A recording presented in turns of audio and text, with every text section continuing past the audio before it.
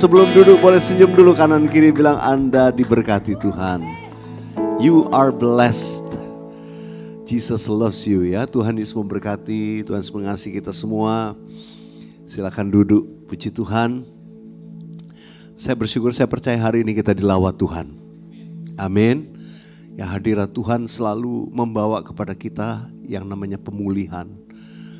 Dan tiap kali kita masuk di hadirat Tuhan, sesuatu yang baru Tuhan menyatakan buat kita.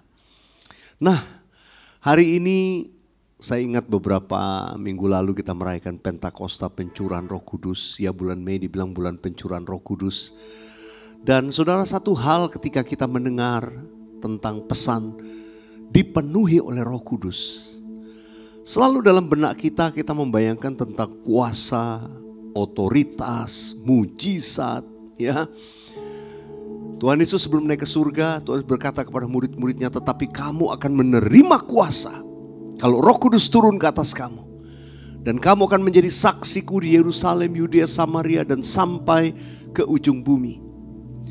Tuhan Yesus memberikan kepada murid-muridnya kuasa untuk memberitakan Injil. You will receive power. Engkau akan terima kuasa kalau Roh Kudus turun ke atas kamu. Nah saudara, memang saya aminkan tanda-tanda mujizat dilakukan murid-murid Tuhan Yesus dahsyat luar biasa.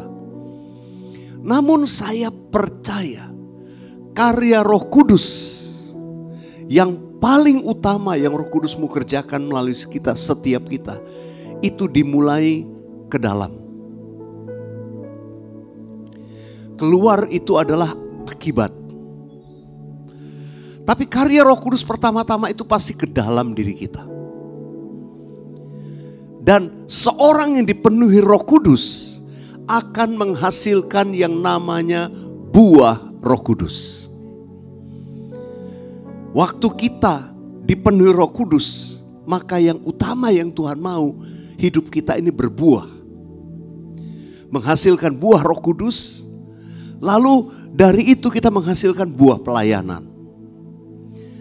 Dan sementara kita melakukan kehendak Tuhan, firman Tuhan berkata tanda-tanda ini akan menyertai orang percaya.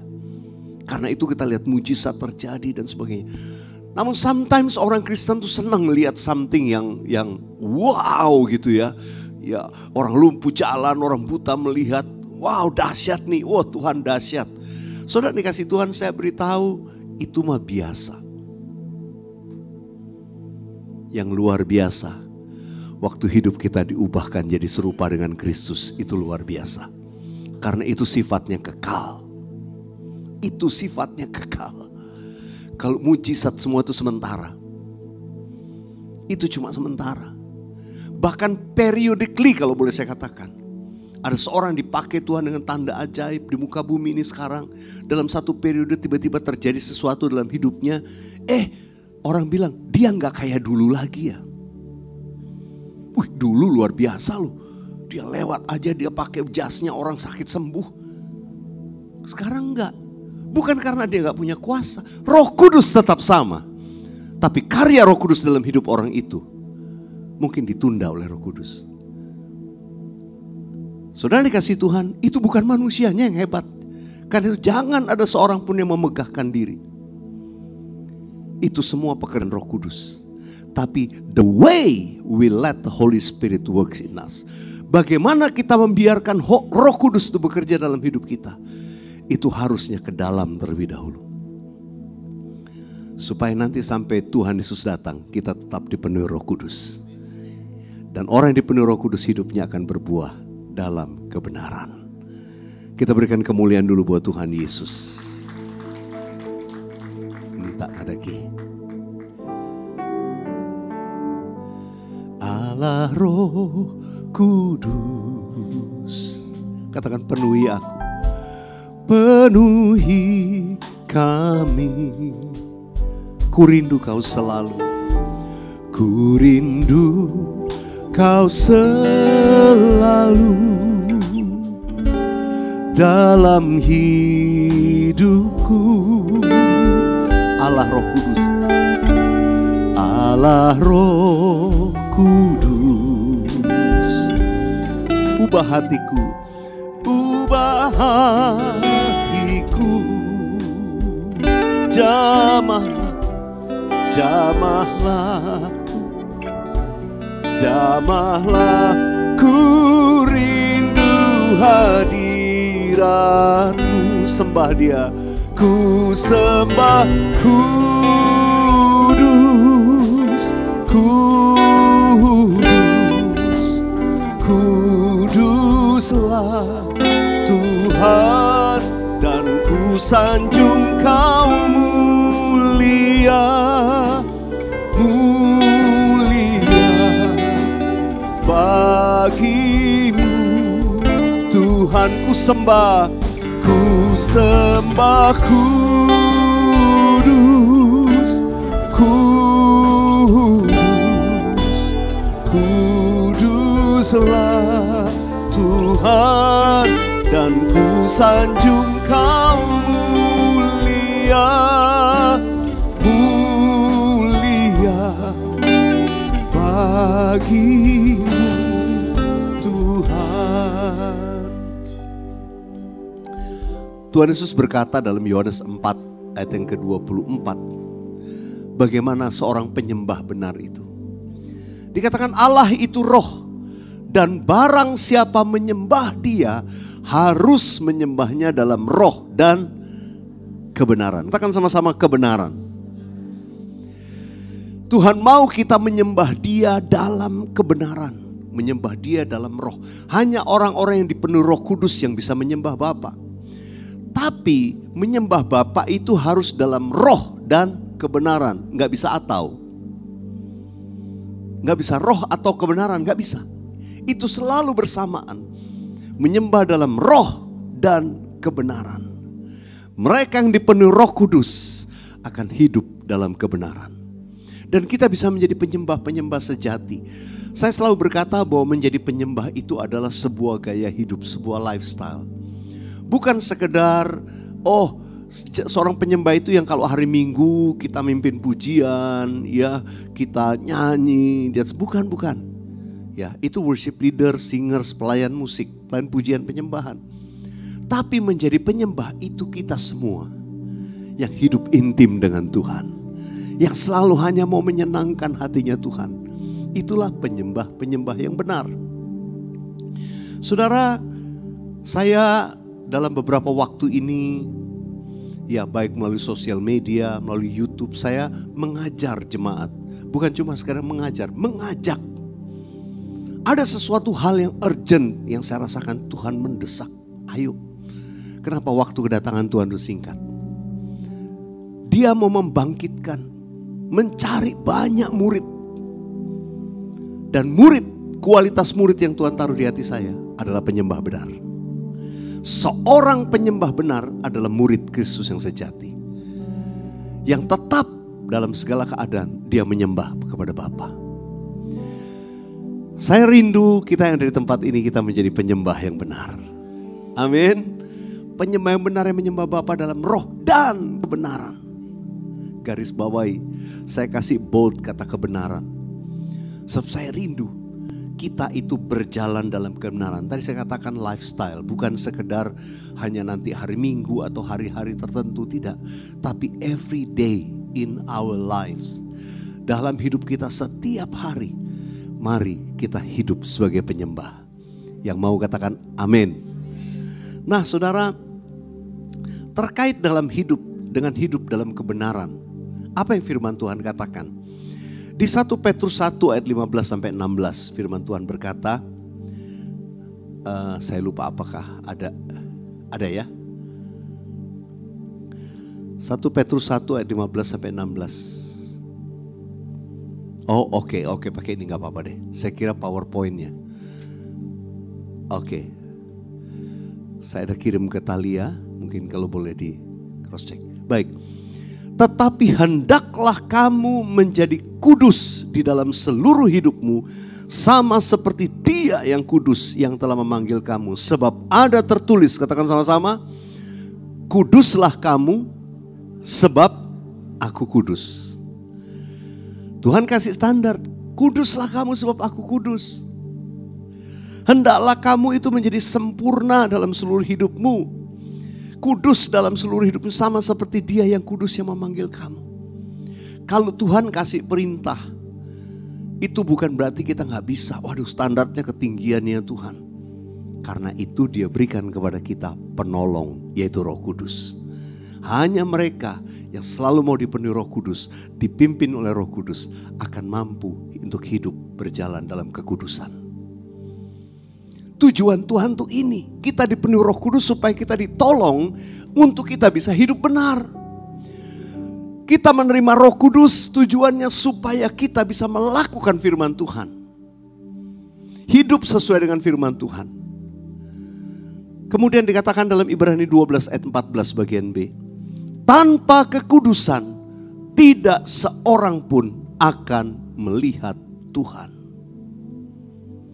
Tanpa kekudusan tidak seorang pun akan melihat Tuhan.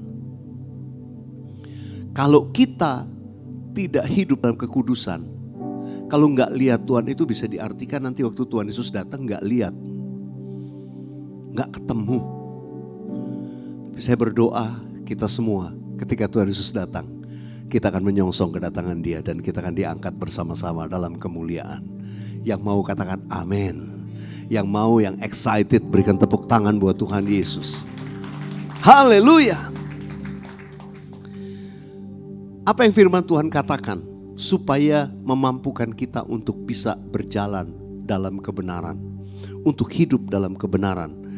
Mazmur 119, kalau saudara buka Mazmur 119, baca setiap ayat.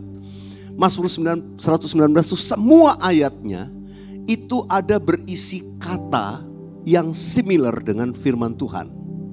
Firman Tuhan lah, ada Taurat Tuhan, ada ketetapan Tuhan, ada janji-janji Tuhan.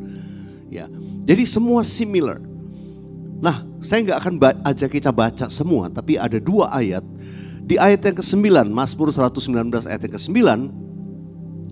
Dengan apakah seorang muda mempertahankan kelakuannya bersih? Dengan menjaganya sesuai dengan firman-Mu. Saya lihat di sini banyak orang muda. Dengan apa kita bisa mempertahankan kelakuan kita bersih, perilaku kita bersih, dengan menjaganya sesuai firman Tuhan. Hanya mereka yang memiliki firman Tuhan punya satu standar yang menjaga hidupnya benar. Standar kita bukan dunia. Saudara, hati-hati hari-hari ini. Kita harus pegang standar kita firman Tuhan. Bukan standar di dunia ini. Standar di dunia ini akan melar terus. Akan terus melar. Dan orang bilang tentang relevansi. Alkitab mah udah gak relevan. Keliru, salah. Iblis akan memelarkan relevansi itu supaya manusia hidup dalam dosa. Karena dia gak mau, dia ingin lebih banyak orang yang binasa. Karena itu saudara, banyak orang berkata, zaman kan udah beda sekarang. Ya yang gini-gini mah gak apa-apa, sekarang ini udah relevannya kayak gini. No, salah. Firman Tuhan tetap menjadi standar kebenaran. Katakan amin. Yang dosa tetap dosa. Ya. Tapi ada hal-hal yang secara prinsip itu gak bisa. Firman Tuhan bilang begini-begini. Tapi ada hal yang mungkin dalam kehidupan sehari-hari itu bukan hal yang utama. Contoh, saudara, zaman dulu orang pakaiannya begini, wanita harus pakai tutup, harus begini-begini. Zaman sekarang enggak, karena memang berbeda. Karena itu bukan hukum Taurat. Kita dalam kasih karunia. Dulu ada ngapain, tapi kalau kita baca di Perjanjian Baru ada banyak hal digenapi karena Kristus. Tapi ada hal-hal yang prinsip. Dosa is dosa. Kita tidak bisa kemudian dengan mudahnya, oh dunia udah berubah. Sekarang mah gak apa-apa. Gak heran saudara, banyak hamba Tuhan juga jatuh. Ketika dia mulai kompromi dengan dunia ini. Saya berdoa kita menjadi anak-anak Tuhan yang berjalan dalam kebenaran. Apakah kita bisa? Aduh, kita ini manusia daging gak bisa. Bisa. Asal kita selalu minta Roh Kudus pimpin hidup kita. kita dipenuhi Roh Kudus tiap-tiap hari. Kita memuji menyembah Tuhan, berada di hadiratnya supaya apa? Kondisi kita tetap dalam kondisi dipenuhi Roh Kudus. Roh itu menyala-nyala. Dan senjata Roh Kudus itu adalah firman Tuhan. Ketika kita melangkah nanti firman Tuhan akan memberikan tuntunan. Firman Tuhan akan memberi arahan. Firman Tuhan akan memberi guidance. Sehingga kita tetap akan berjalan di dalam kebenaran. Ayat yang ke-11. Kita baca sama-sama. Mazmur 119 ayat yang ke-11. Dalam hatiku aku menyimpan janjimu, supaya jangan aku berdosa terhadap engkau. Ayo baca lagi yuk ayat 11. 1, 2, 3. Dalam hatiku aku menyimpan janjimu, supaya aku jangan berdosa terhadap engkau. Salah satu rahasia untuk kita bisa hidup dalam kekudusan adalah menyimpan firman Tuhan di dalam hati kita. Bagi saya cara menyimpan firman Tuhan dalam hati kita gak ada lain selain menghafalkan firman Tuhan. Harus dimulai dari menghafalkan. Kalau kita gak memorize, gak hafalkan, ya gimana dia kesimpan gitu. Ya paling kita buka lagi, lihat lagi. Tapi kalau saudara menghafalkan itu, firman itu tersimpan dalam diri kita. Saya mengajak kita, yuk menyimpan firman dalam diri kita. Yang mau katakan amin. Mulai sekarang, apalagi yang muda-muda, lebih tokcer. Saya ingat waktu saya masih mahasiswa, setiap minggu saya hafal satu ayat baru. Jadi saudara, saya punya ayat hafalan puluhan. Waktu saya lulus kuliah udah puluhan di benak saya ayat-ayat yang saya hafalkan. Dan sampai sekarang ayat itu masih nyantel. Ketika saya kutip 1-2 kata, ingat, oh ayat ini, oh alamatnya ini. Lalu saya mulai bisa mengutip seluruhnya. Saya percaya orang yang menyimpan firman Tuhan dalam hatinya, maka Roh Kudus akan bekerja dengan senjata itu, yaitu firman Allah. Baik untuk kita perkatakan maupun untuk filter buat kita. Saudara, mulailah menghafal ayat. Mungkin paling gampang mulai dari ayat yang ke-11 ini. Yuk saya ajak kita baca sekali lagi ayatnya. Lalu saudara mulai pelan-pelan merem. Ya, merem mulai hafalin ya. 1, 2, 3. Dalam hatiku aku menyimpan janjimu, supaya aku jangan berdosa terhadap engkau. Sekarang gak usah lihat 3, 4. Dalam hatiku aku menyimpan janjimu, supaya aku jangan berdosa terhadap engkau. Kalau ayat ini kita simpan, nanti kita ingat, iya ya, duh, saya gak boleh, saya mesti hidup benar, hidup kudus di hadapan Tuhan. Kita ada di dunia yang memang jujur, kemana-mana, lingkungan, apa yang kita lihat, apa yang kita temui, pergaulan dan lain sebagainya, itu secara gak langsung pasti akan mempengaruhi hidup kita. Ada orang bilang, Pak, di dunia sekarang kita susah. Saudara, segala suatu bentuk kejahatan tuh hanya ada di single di tangan kita. Orang dengan mudahnya jatuh dalam dosa. Lalu bagaimana? Gak ada cara lain. Saya tahu hari-hari ini Tuhan banyak berbicara tentang hal ini. Supaya apa? Kita menjaga firman. Menjaga kehidupan kita sesuai dengan firman Tuhan. Harus dihafalkan. Contoh, orang suka bertanya sama saya, Pak, kita boleh gak dengar lagu dunia? Ini kan pertanyaan yang paling ramai ini, anak-anak muda pasti paling banyak. Pak, boleh gak main musik dunia? Pak, boleh gak dengar musik dunia? Kalau main musik itu urusan lain. Mungkin saya berkata kepada saudara, kalau enggak lebih baik. Tapi kalau dengar musik dunia, ya saudara nggak bisa hindari. Saudara jalan di mall aja denger, ya restoran ini putar musik ini, jalan dikit musiknya lain lagi. Terus saudara akan ketemu dengan musik-musik yang dunia yang terus mempengaruhi. Itu mempengaruhi saudara. Kalau Anda bilang boleh nggak denger, ya gimana kalau nggak mau denger ya bikin mall sendiri aja. Putar lagu rohani di mall saudara. Dan tiap hari disitulah. Selama kita di dunia, saudara naik kendaraan umum, saudara di tempat-tempat umum, saudara pasti akan mendengar. Tapi pertanyaannya, apakah saudara punya filter yang kuat? Dan filter itu adalah firman Tuhan. Kalau saudara menyimpan firman dalam diri kita, kita punya filter yang kuat untuk menyaring apa yang masuk maupun apa yang keluar dari diri kita. Filter itu firman. Saya ini orang musikal, jadi saya senang musik. Kalau saya dengar musik, apalagi musik yang bagus, langsung nyantel aja. Yang namanya orang musik tuh dengar musik langsung nyantel. Tapi saya senang kalau dengar, saya penikmat musik, saya senang, saya dengar. Saya kadang-kadang menganalisa, oh keren ya masuk sini ya, oh kok dia bisa kepikir ya, kok bisa kepikir ya dia masuk ke, itu saya menganalisa. Tapi saya jujur beritahu saudara, lirik itu biasanya gak nyantel sama pikiran saya. Kata-kata dari lagu tersebut biasanya gak terlalu nyantel. Karena saya gak terlalu suka untuk mendengarkan. Apalagi begitu saya dengar 1-2 kata, ini pasti ngomong ini udah gak usah kepikirin. Karena itu saudara, kalau namanya musikal ada orang nyanyi, oh saya tahu nih lagu ini nih, oh, gue pernah denger nih. Nyantel melodinya. Ya kadang-kadang di mobil saya dengar, kalau dengar radio tentang musik yang bagus, saya seneng, namanya melodi. Musik itu bisa mempengaruhi perasaan kita, musik yang gembira, musik yang sedih dan sebagainya. Tapi biasanya yang paling berbahaya itu liriknya. Saudara sampai hafalin, apalagi nyanyiin, nah kata-kata yang kita ucapkan itulah yang akan berbalik kepada diri kita. Karena itu kita mesti punya filter yang kuat untuk menyaring apa yang masuk dan apa yang keluar dari hidup kita.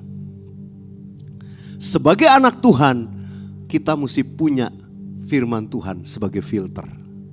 Saya mau ajak kita sama-sama lihat secara praktis bagaimana yuk kita hidup supaya hidup ini benar. Saya tadinya planning sharing poin yang lain, tapi saya masuk, saya lihat banyak anak-anak muda, saya tahu ini pesan. Saya mesti sampaikan. Karena dengan apa seorang muda mempertahankan kelakuannya bersih? Dengan menjaga sesuai firman Tuhan. Saya mau semua anak-anak muda di tempat ini dipakai Tuhan. Tapi kita hanya dipakai Tuhan powerful kalau kita hidupnya ini benar. Kalau kita hidupnya benar, kita di pihaknya Tuhan. Saya lebih suka pakai istilah begitu. Karena kita banyak bilang, Tuhan Allah di pihakku, Allah di pihakku. Iya, please boleh klaim itu gak apa-apa. Tapi harus persoalan Tuhan di pihak kita atau enggak, itu harus dimulai dari kita. Kita mau di pihaknya Tuhan apa enggak? Kalau kita hidup dalam kebenaran, kita di pihaknya Tuhan. Kalau kita hidup dalam dosa, kita jauh dari Tuhan. Karena itu pilih untuk kita ada di pihaknya Tuhan. Saya mau ajak kita melihat 5 hal yang mempengaruhi hidup kita. Dimulai dari apa yang masuk. Yang pertama apa yang masuk? Bacaan, tontonan. Ayo mari kita jujur dan kita mau hari-hari ke depan ini, kita mau hidup benar di hadapan Tuhan. Semoga Allah damai sejahtera menguduskan kamu seluruhnya dan semoga roh, jiwa dan tubuhmu terpelihara sempurna dan tak bercacat pada kedatangan Yesus Kristus Tuhan kita. Karena itu perhatikan apa yang saudara baca, apa yang sudah tonton hari-hari ini. Mari selektif. Saya katakan itu semua ada di single barang kecil ini. Apa yang sudah baca, apa yang sudah tonton, itu akan mempengaruhi hidupmu. Mari putuskan. Yang saya baca, saya filter betul dengan firman. Ini gak penting, ini ngerusak. Singkirkan. Apa yang kita tonton, ini sampah. Lewatin. Jangan biarkan itu masuk dalam pikiran kita. Jangan maintain, apa ya istilahnya? Bukan maintain, jangan entertain. Wah, iya lucu nih, kalau lucu nih, semua yang lucu entertain. Ya, mau lucu, mau ada pornonya segala macam. Wah, itu masuk saudara. Itu terekam dan lama-kelamaan itu menjadi satu standar yang biasa dalam benak kita. Itu yang saya katakan kita mesti punya filter. Gak penting nih, singkirin. Ada orang pernah berkata kepada saya, bertanya nih, DM sama saya, Pak, anak saya dulu gini, Tuhan, tolong doakan Pak, gimana supaya pikirannya bersih lagi. Gak ada lagi pikiran-pikiran yang dulu. Dulu suka nonton gini-gini, biar pikirannya bersih, gimana Pak? Didoain supaya pikirannya bersih. Saya bilang gak bisa. Saya beritahu saudara gak bisa. Memori yang sudah masuk dalam pikiran saudara, itu saudara gak bisa hapus.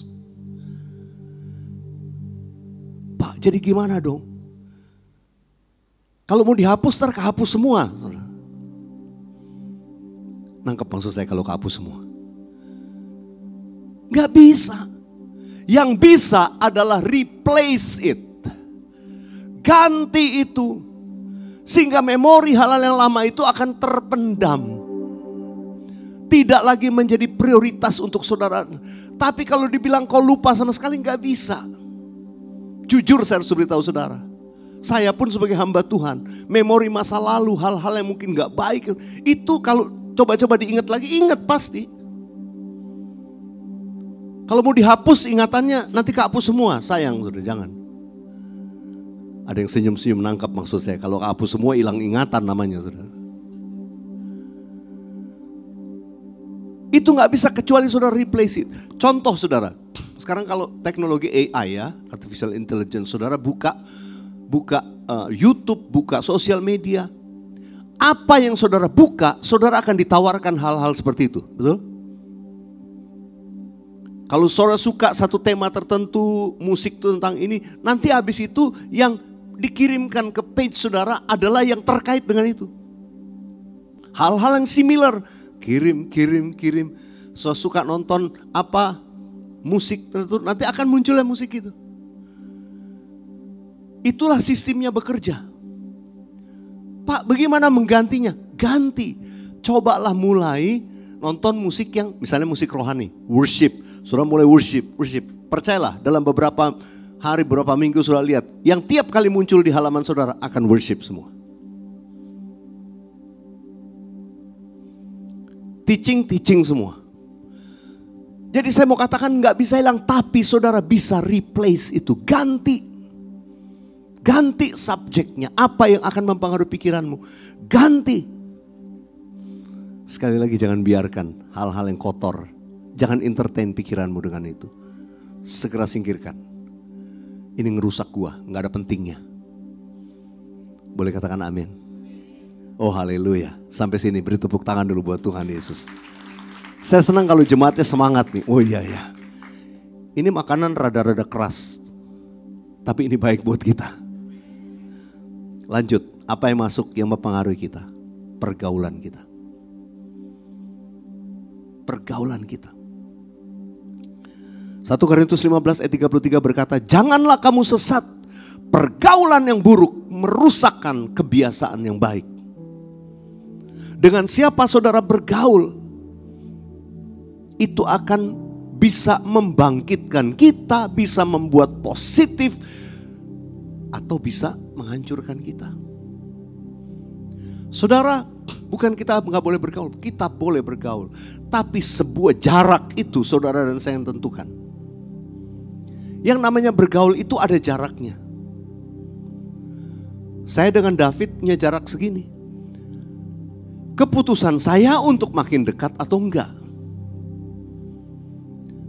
Saudara, kita mungkin punya teman-teman lama, ya, punya grup segala macam, tapi persoalannya saudara mau cemplung deket atau jauh aja. Itu keputusan kita. Mari hari-hari ini kita selektif dengan pergaulan kita. Sebab pergaulan yang buruk merusak kebiasaan baik. Ketika orang dunia bilang, lu gak seru lu gak pernah kumpul-kumpul lagi sama kita-kita lu udah sok suci sekarang. Tapi saudara yang lihat, ini positif atau enggak. Saudara punya komunitas, misalnya komunitas apalah, komunitas sport, komunitas macam-macam saudara. Saudara menentukan jaraknya sejauh mana. Amin. Sejauh masalah teknis, sejauh masalah sport, sejauh masalah itu oke. Tapi ketika masuk kepada kehidupan pribadi, ayo kita ngumpul-ngumpul, kita mau nge-club nanti sama-sama gini. Sorry gue gak ikutan. Lu mah gak seru nih, gak ada. Enggak lah kalau gitu gue gak. Kalau sport gue ya. Saudara yang menentukan posisimu di mana. Jangan apa aja dimakan, disikat. Oh iya nyoba-nyoba. Percayalah saudara. Saya tahu hari-hari ini Tuhan taruh pesan yang simple, sederhana, tapi itulah hidup kita. Iblis itu mau menghalangi supaya engkau dipakai Tuhan. Karunia itu luar biasa, tapi ketika karakter dan kekudusan Tuhan dilanggar, maka itu akan cuma temporer, cuma sementara, lalu hilang. Dulu kalau ada teman pakai istilah, wah dulu urapan sekarang urap-urap. Itu benar ternyata saudara. Kalau kita tidak menjaga hidup kita. Karena itu ini pesan penting. Ya, saya bawanya rileks tapi saya tahu ini sangat penting. Berbahagialah orang, Mazmur 1 ayat 1. Berbahagialah orang yang tidak berjalan menurut nasihat orang fasik, yang tidak berdiri di jalan orang berdosa, dan yang tidak duduk dalam kumpulan pencemooh. Saudara ingat, ini ayat ini bicara jarak. Kalau kita baca terus ayatnya berkata gini, tetapi yang kesukaannya ialah firman Tuhan, yang merenungkan firman itu siang dan malam, itu berbahagia. Karena itu dia katakan berbahagia orang yang tidak berjalan menurut nasihat orang fasik. Kalau berjalan dalam nasihat orang fasik itu kita, oh iya, minta nasihatnya orang fasik pada nuntuk sini. Kita dunia kan udah kayak gini. Oh iya, kita ikutin, itu salah. Sudah mesti punya jarak, sudah tahu situ gue firman Tuhan nggak apa-apa, biar lu mau kesono kesana, tapi gue cuma bilang enggak lah. Yang kedua, kamu jangan berdiri di jalan orang berdosa. Kalau berdiri di jalan orang berdosa tuh udah makin deket tuh. Itu kita namanya udah setuju sama jalannya. Itu namanya berdiri di jalan orang berdosa. Udah setuju. Ya nggak apa-apa lah, maklum lah, manusia lah. Gue bisa ngertiin lu kok. Tanpa sadar kita berdiri di jalan orang berdosa. Waktu sudah lihat orang lain begitu, nanti begitu giliran kita, ya memang namanya manusia ya. Ya kita ini memang masih daging lah. Ya ini wajar lah kita gini. Kenapa kita wajar? Karena kita sudah berdiri di jalan orang berdosa. Dan yang ketiga, jangan duduk di dalam kumpulan pencemooh. Itu udah deket banget tuh. Kalau udah duduk dalam kumpulan pencemooh, itu udah jadi geng, udah kongsian. Udah setuju nih, ya duduk wah ngecemoin. Wah hal-hal yang rohani jadi bahan ejekan, dari bahan ketawaan. Wah kita senang, kita ada di situ tuh. Ayat ini menggambarkan jarak tadi. Saudara bukan berarti gak bisa bergaul sama yang lain. Saudara di kantor ketemu orang yang lain kok. Saudara berbisnis sudah ketemu dengan lingkungan yang lain. Tapi yang namanya apa yang masuk dalam hidup kita, itu kita yang jaga. Kita yang keep the distance. Seberapa jauh. Karena kalau terlalu dekat ini mempengaruhi. Kecuali kedekatan itu adalah saudara menginjil kepada orang tersebut. Ketika dia terbuka, kita melayani. Jadi itu distance kita yang atur.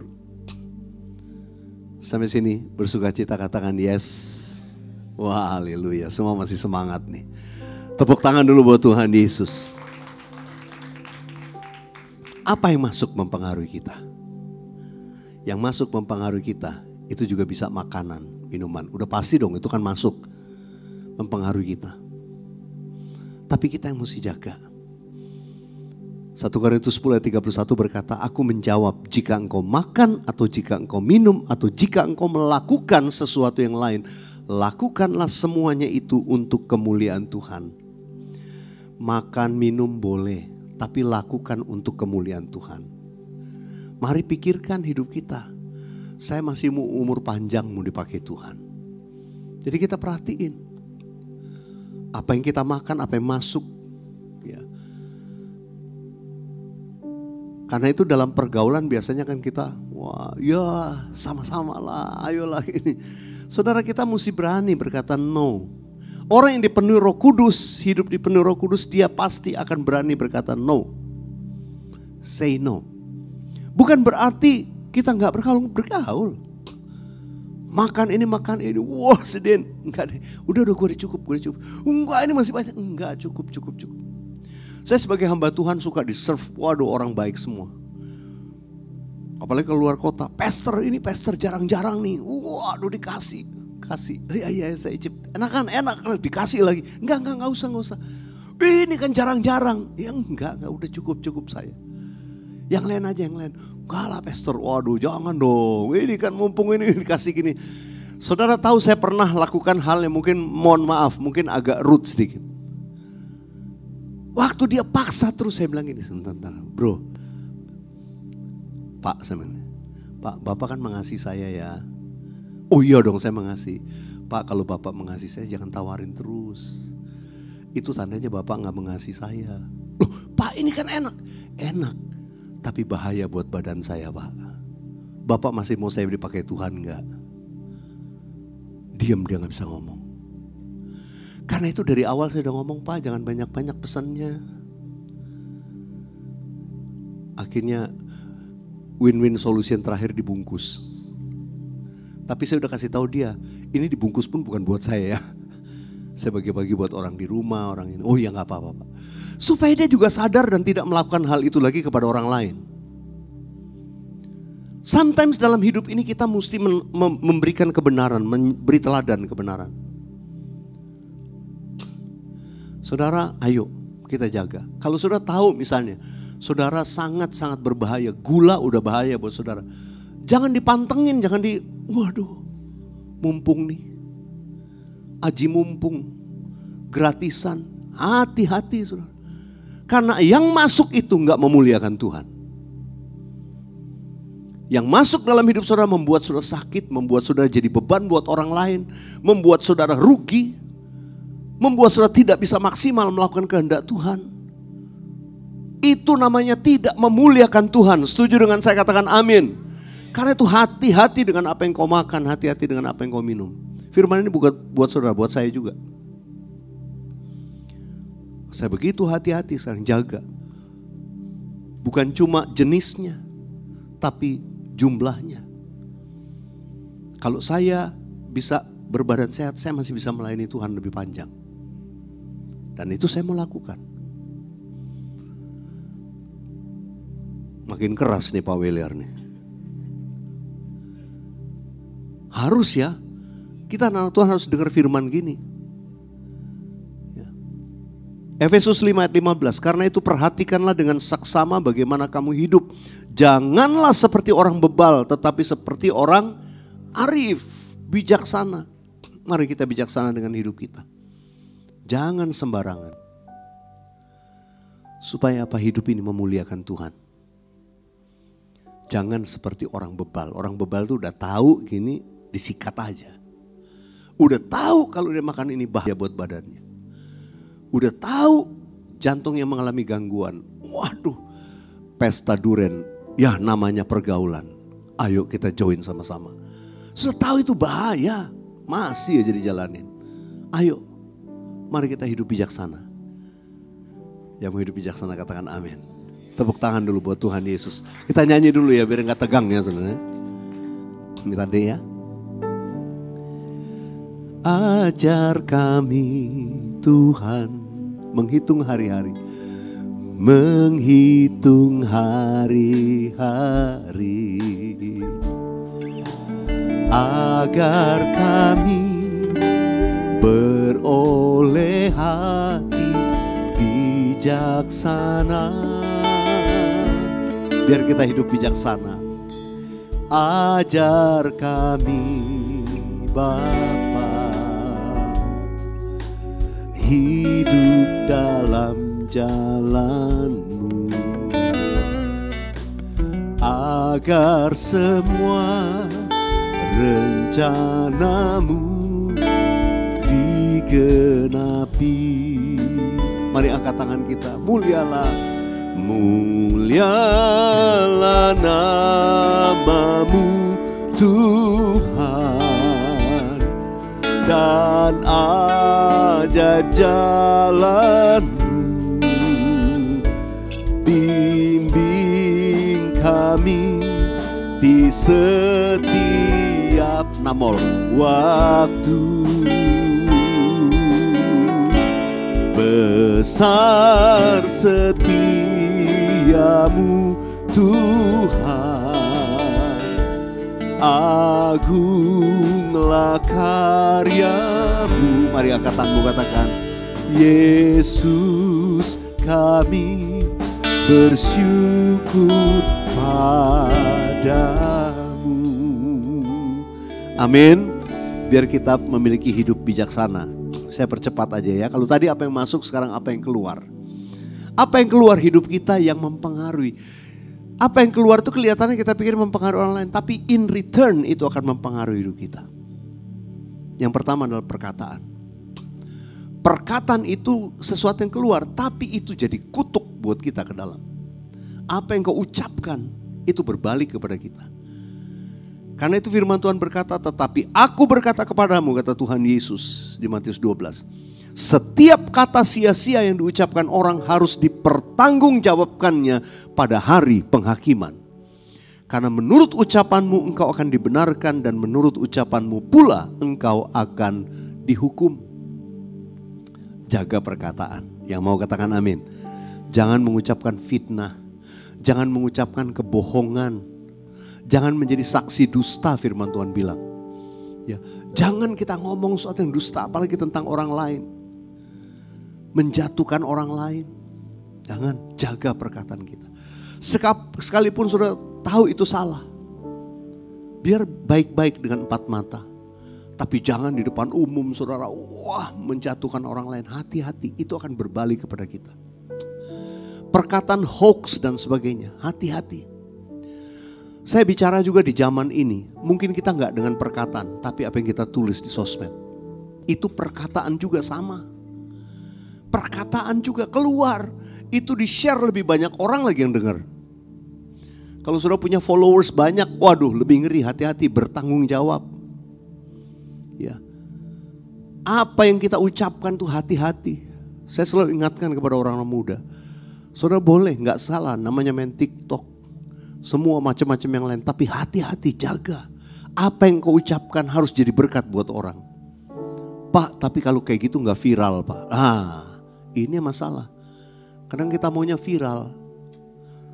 Padahal viral itu semua saudara, itu jerat, bahaya. Biar engkau kalau mau jadi influence dengan cara yang positif. Nanti Tuhan kasih hikmat, apa hal-hal positif yang akan mempengaruhi orang lain. Yang akan menginfluence hidup orang lain. Lakukan itu.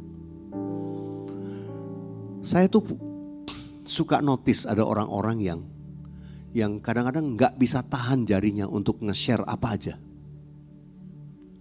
Seolah-olah dia pengen jadi orang pertama yang nge-share segala sesuatu. Itu kalau tiap hari dia gak nge-share, itu bisa 2-3 kali nge-share. Apa aja dilemparin ke grup mana, semua. Gak ada filternya. Saya kadang-kadang lihat orang ini, aduh ini bahaya ini. Bukan soal bahaya karena ada mungkin berita-berita yang gak baik. Tapi saudara, saya gak tahu ya, mudah-mudahan gak ada lah di sinilah. Kalau ada pun bertobat saudara. Karena gak penting. Ada hal-hal yang saudara lihat, biar stop di saudara. Jangan terusin lagi. Saudara dikasih Tuhan, kita mesti minta hikmat Tuhan. Jangan semua yang masuk saudara share lagi keluar. Wah bagiin. Itu saya kadang-kadang bilang gini, ini orang tuh kayaknya hidupnya hampa kalau gak nge-share sesuatu ke orang. Saudara, saya beritahu enggak, hidupmu enggak hampa. Mari isi dengan firman. Mari isi dengan penyembahan. Itu lebih berharga, bernilai. Ketimbang berita-berita hoax yang sudah sebarluaskan. Amin. Terakhir. Apa yang keluar, itu sikap, attitude kita. Karena itu firman Tuhan berkata, jangan seorang pun menganggap engkau rendah karena engkau muda. Baca sama-sama. Jadilah teladan bagi orang-orang percaya dalam, katakan dengan keras, dalam perkataanmu, dalam tingkah lakumu, dalam kasihmu, dalam kesetiaanmu, dan dalam kesucianmu. Ayo kita improve diri kita untuk menjadi teladan dalam hal-hal ini. Jadi teladan. Sikap, attitude kita, itu yang dinilai orang dan akan bisa berbalik kepada diri kita. Kalau kita bersikap baik, selalu ramah kepada orang lain, dan selalu berkata positif kepada orang lain, itu sikap, attitude yang akan diingat. Dan orang itu akan merekam, ini orang baik. Saudara dikasih Tuhan, mari lakukan itu. Tebar segala kebaikan, tebar hal-hal positif. Mari, khususnya anak-anak muda, saya mau ajak, ayo kita sikap attitude. Jangan ikutin dunia. Saudara ketemu orang, hormati yang lebih tua. Sebagai orang-orang muda, firman Tuhan bilang hormati yang lebih tua. Kalau ketemu, shalom om, shalom om. Kita ketemu orang, kita duduk cuek, main game. Saudara, no please, itu bukan attitude yang baik. Ayo kita kembangkan attitude baik, karena itu akan mengangkat harkat hidupmu sendiri, percayalah. Kalau kita bersikap baik, ketemu orang, orang ngomong, tataplah orang itu. Sebagai anak-anak Tuhan, mari kita jadi teladan. Jangan orang ngomong sama saudara, dia ngomong matamu kemana-mana. Orang kan menilai, ini orang kok gak ada respeknya ya, saya ngomong. Kita kan gak pernah tahu. Saudara, ketika kita lagi berbicara, bersalaman sama orang, berkenalan. Sementara salaman, matanya kemana.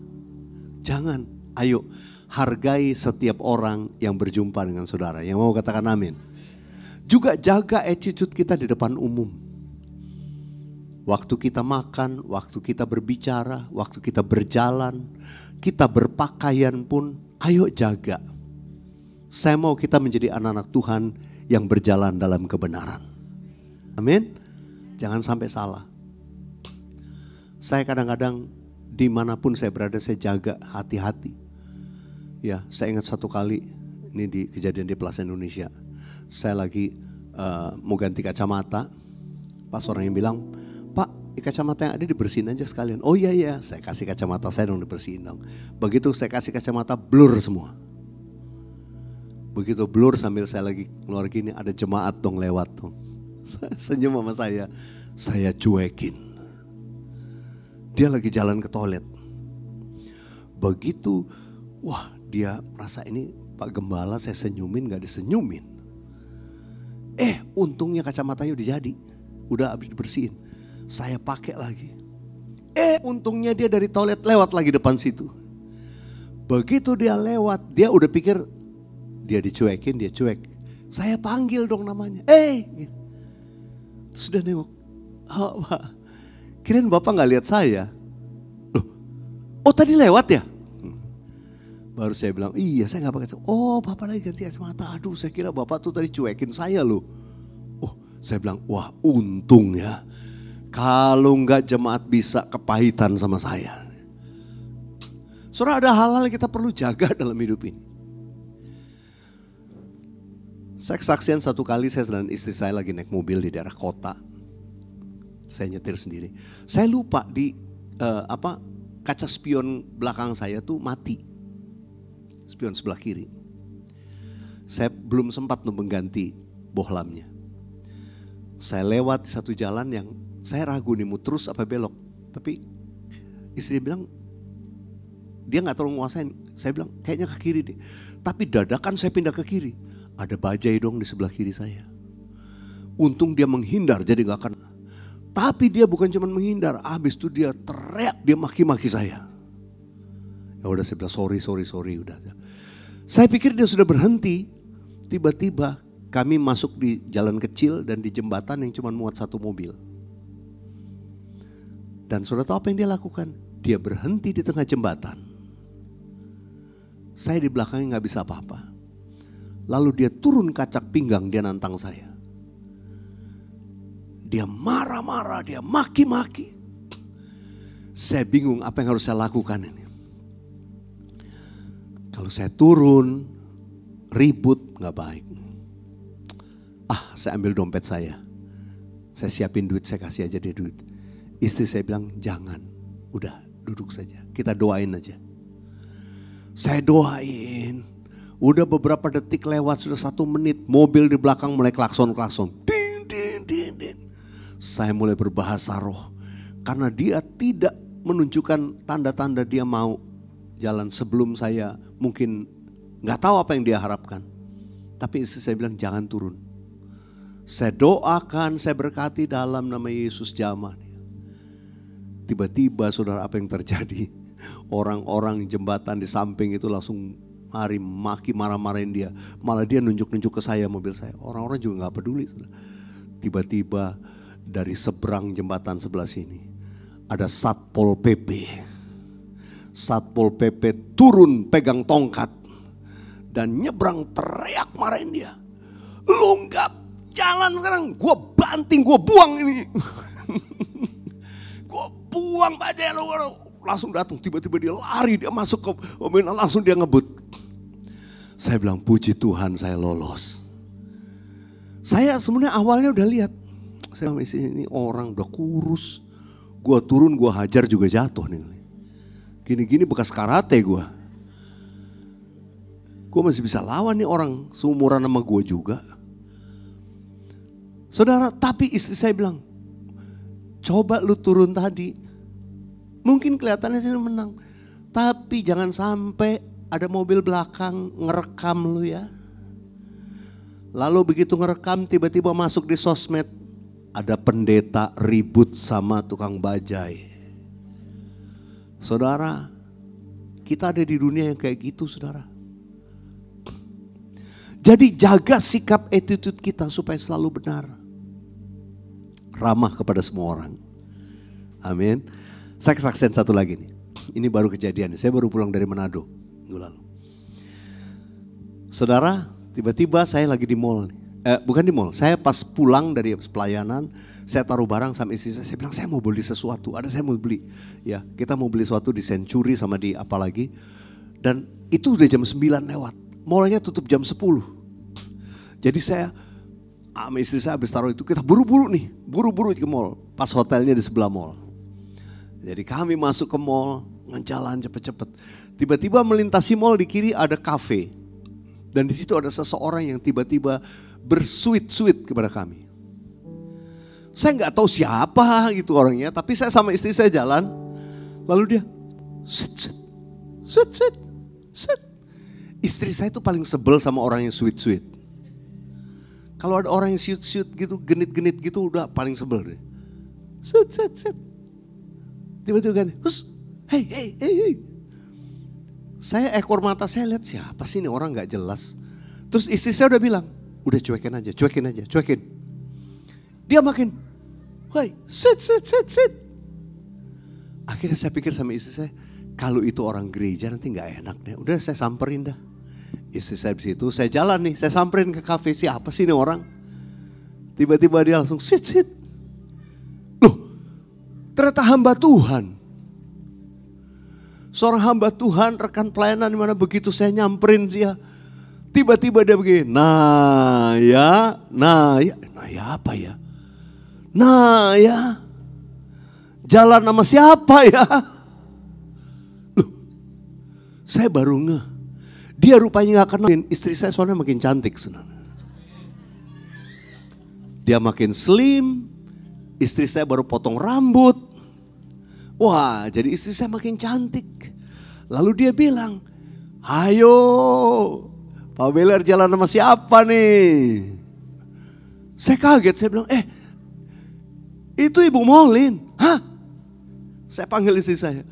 Aduh Bu, maaf Bu, saya kirain siapa? Saya kirain Pak Beler jalan sama cewek lain gitu ya. Bersalaman. Selesai ketemu hamba Tuhan itu dari kota lain dia juga. Dia juga dia tamu rupanya di gereja lain. Saya jalan sama istri saya langsung bilang tadi, coba ya tadi kalau kita kesel kita cuekin tuh orang ya.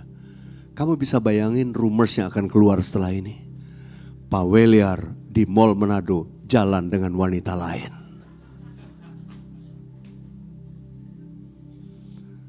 Saudara bayangkan itu yang terjadi di dunia kita sekarang. Karena itu mari kita mau hidup dalam kebenaran Tuhan. Jalan dalam kebenarannya. Yuk bangkit berdiri sama-sama. Koraba syakara laba takara laba ya raba. Minta nada F. Ku bersyukur padamu Tuhan, buat kasih setiamu di dalam hidupku. Anugerahmu besar bagiku. Di setiap langkahku ku memuji. Saya mau mengajak kita hari ini, ada berapa banyak yang mau komitmen hidup sesuai firman Tuhan. Mari angkat tanganmu di hadapan Tuhan. Taruh satu tangan di dada. Koraba syakara laba. Mari berdoa dalam roh sama-sama. Koraba syakara laba takara laba ya raba. Koraba syakara laba. Mari komitmen untuk hidup benar di hadapan Tuhan. Oh raba syakara laba laba laba laba laba laba laba laba laba laba. Oh raba syakara laba takara laba ya raba ya raba ya raba ya raba ya raba ya raba ya raba ya raba ya. Tuhan, aku berdoa Engkau bangkitkan generasi penyembah. Bangkitkan orang-orang benar yang berjalan dalam kebenaran. Hamba mau berdoa buat orang-orang muda di tempat ini. Mereka boleh mengambil komitmen untuk hidup benar di hadapan Tuhan. Dengan apakah seorang muda mempertahankan kelakuannya bersih dengan menjaganya sesuai firman Tuhan. Ajar kami sejak hidup kami masih muda. Kami mau hidup sesuai firman-Mu. Dan menjaga nilai-nilai kebenaran terus dalam hidup kami. Agar kami berjalan dalam kebenaran-Mu. Dalam nama Yesus. Dalam nama Yesus. Tuhan urapi setiap kami anak-anak-Mu. Urapi. Untuk firman ini bukan sekedar jadi pengetahuan kami. Tapi kami hidup di dalamnya. Dan kami diberkati Tuhan.